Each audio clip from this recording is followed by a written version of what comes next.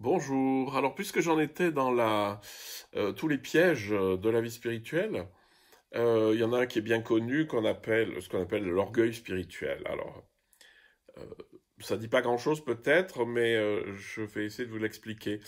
L'orgueil spirituel, c'est simplement de se regarder soi-même en se trouvant très très bien, parce que on a acquis des techniques, des pratiques, parce qu'on sait faire la forme en tai chi, parce que on sait se tenir pendant 1 heure assis en zazen, parce qu'on sait faire des postures compliquées en yoga, parce qu'on connaît toutes les prières de l'office dans un contexte chrétien, etc.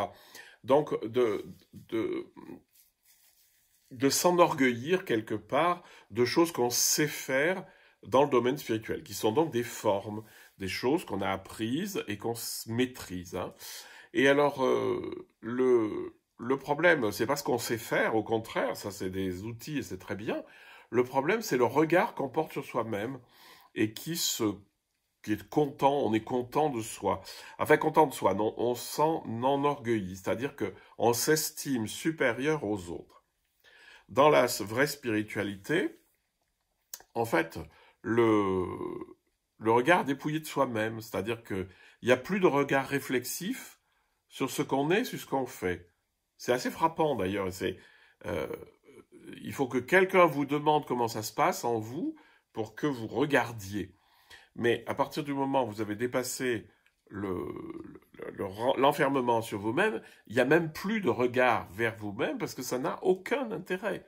Ce qui est important, c'est de vivre, d'être dans le flux de la vie et puis d'être en relation avec les gens, de faire des choses, que ce soit de l'art, de n'importe quoi, enfin de faire son travail, d'être en relation avec des gens, de les aimer, de les aider, voilà, c'est tout simple, mais sans regard réflexif. Ce qui fait que toute pratique spirituelle, finalement, là où elle est la meilleure, c'est quand on s'en rend plus compte. C'est-à-dire quand on la fait simplement parce que ça nous fait entrer dans la grande conscience.